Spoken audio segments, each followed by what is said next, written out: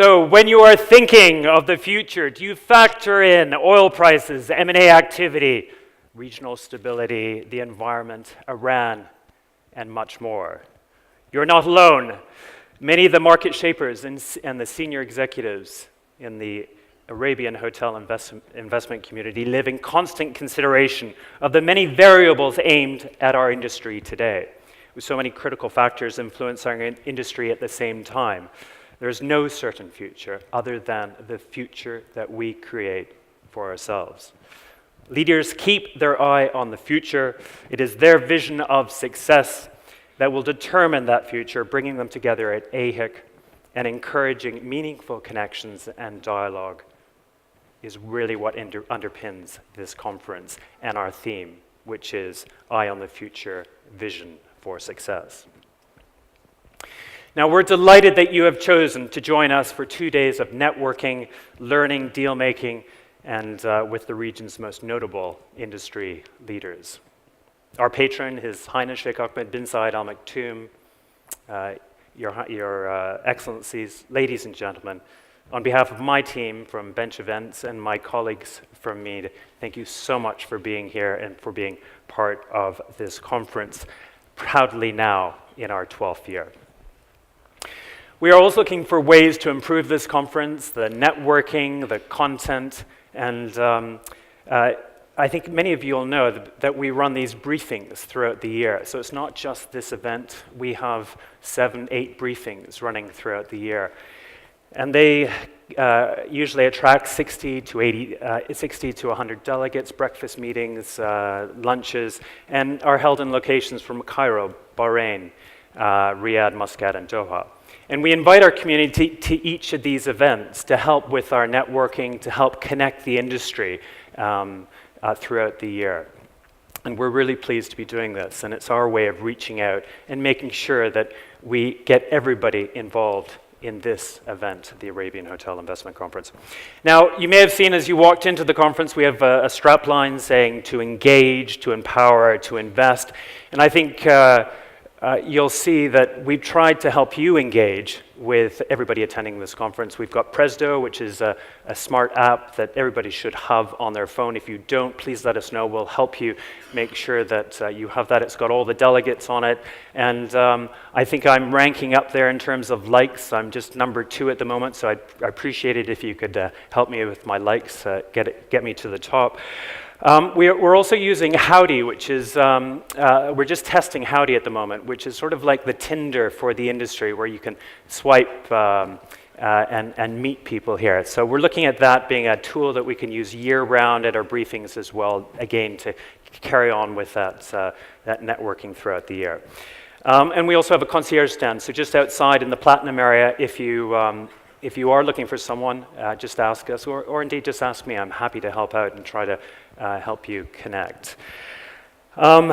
Also, our reception's a great time for networking, and tonight we're going to be at the Rove, fabulous new product in the marketplace, and EMAR are hosting us there tonight. I think Jennifer buses leave around 6:30, don't they? And also, Robert Swade, I can see you. Are you in the audience, Robert? If you can just stand up, if we can please show your appreciation to Robert Swade and the entire Jumeirah team for that wonderful reception last night at the Mina Salam. We were there in the early years, 12 years ago as well, in that ballroom, and I love the way you dressed it up as well, and you worked with our theme. Fantastic. You're always so good at that, very imaginative. Also, please show your appreciation to Emirates Academy as well. Emirates Academy have been with us since day one. We've got students working the conference during the next 2 days. They're looking for jobs. They're MBA students looking for jobs, so do say hello to them. And also, I think, is Ron Hilverd in the audience? If he's not here, he will be awarded tomorrow with an outstanding award for service to the industry. He's done an amazing job for our industry, educating youngsters and having founded Emirates Academy. Now, speaking of education, we've got Fran Hughes. Fran, are you here? We've got Fran Hughes. Stand up, Fran. This is a wonderful new initiative that we have called the Youth Career Initiative, YCI. And we are supporting YCI with financial contributions through AHIC and also through our African Hotel Investment Forum. And it's a brilliant initiative. And I know David Scousel, you were part of the Leaders of Tomorrow Awards, awarding, of course, YCI with an award recently at the summit. And basically what it is providing an educational platform in hotels, primarily in emerging markets, and allowing the hotels to be used as a classroom, approximately 6 months education. And they've so far graduated 3,000 students, of which 85% are now working in the industry, which is a fantastic result. And it's all about giving kids confidence to get into our industry. So very, very well done, a great initiative. And I know you're looking to start graduating 3,000 kids every single year. So we're behind you, and I hope others will get behind you as well. Of course, all the brands are behind you big time, because it's critical that we get these kids into our industry. Right, a couple of reports. HVS have launched a fabulous report here at AHIC called Sailing Through Rough Seas. It covers 42 cities, occupancy rate, gross operating profit, so you can get that from their stands. A really interesting report. And also Colliers have also launched their EMEA report as well. We worked with BLP, Berwin Leighton Paisner, on the survey here at AHIC. Great response, 200 of you responded. And I just thought I'd quickly run you through some of the responses to that survey. 78% of you are either considering investing or considering business opportunities in Iran, and 4% have already in Iran at the moment. So 78% of you are considering. We're certainly going to be one of those 4% having launching an event in Iran in the next year. We've got a session on Iran tomorrow at 4 o'clock, and which will be fascinating. 74% of you believe that third-party management operator with a franchise brand could be more profitable proposition for an owner than a brand management hotel. So we've got Scott Antel, who I can see in the front row here. He's going to be developing this topic today at 5 o'clock on the evolution of the necessary marriage. 66% of you disagree, this is an interesting result, that scale is the only way to compete with the OTAs. Andrew Sangster of 020 will be addressing this topic tomorrow at 10 a.m. with contributions from BookBetter, Booking.com, Airbnb, and FastBooking. And then finally, 50% of you said the major issues facing your business included regional political disturbance, travel restrictions, and the threat of terrorism. This, combined with the general economic downturn, particularly in source markets like China and Russia, is impacting demand. As you will see in the program, the next few sessions are talking all about political turbulence, risk, the economic environment, and we have a specific session on oil tomorrow as well. With the Paris Agreement signed last week and the expected ratification of this by countries participating in that by the end of the year, how will this play out as well with oil-producing nations? On security, my view is that the single biggest threat to the travel and tourism industry is not the current wave of terrorist attacks, but governments' reactions to them by closing borders and withdrawing electronic visa processing. But I can't finish my opening remarks without mentioning the dreaded words, disruption. And we've got Dr. Graham Codrington, who's going to be speaking this morning on disruption. At the time when technological advances, economic and political turmoil, and market disruptors are rocking the world of hospitality, there's never been a greater need to embrace uncertainty.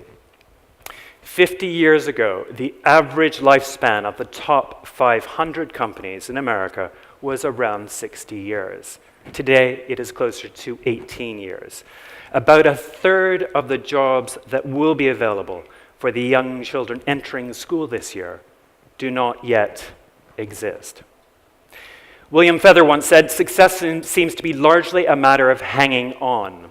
Some constants we can hang on to, but we are riding a roller coaster right now. And as another writer, Ray Bradbury, said, we've got to jump off the cliffs all the time and build our wings on the way down.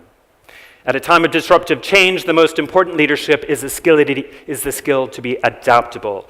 to not hold fast to old ways of doing, thinking, or being, but rather to recognize new approaches, new mindsets, and new systems. Indeed, unlearning is key. So over the next few days, you will hear from no better qualified people to speak on these issues and challenges. So now in our 12th year, it is a pleasure to address the community and to officially open this conference. I'm very proud of the commitment our community makes each year to leverage this platform, which continues to grow in both numbers. We're looking at around 700 delegates over the next 2 days, and also digitally. We're really working on this whole digital platform and media platform as well. But it's now my turn to hand over to our first panel and speakers. But before we do, let's just hear some thoughts from some of our advisory board members who have joined us throughout the year and worked with us on developing this program. And once again, to you all, welcome. Because of the geopolitical factors and because of the currencies here and there that are devalued, we need to adapt to that. How the industry will respond to the uncertainty posed by the geopolitical situation that is rapidly changing. I think with the challenges, political and financial and economic, the addition of more burdens such as the tax issues would greatly reduce the tourist influx into the region. Looking into different sectors in the market. One is the mid-scale short stay and the mid-scale long stay. The most interesting subject for me, being from the owner side, is of course how to protect the profitability of the owners. Finding value for money. Actually, as investors, we look at the value for money, and sometimes because of the large operational expenses, we don't really get the highest return on investment for our shareholders.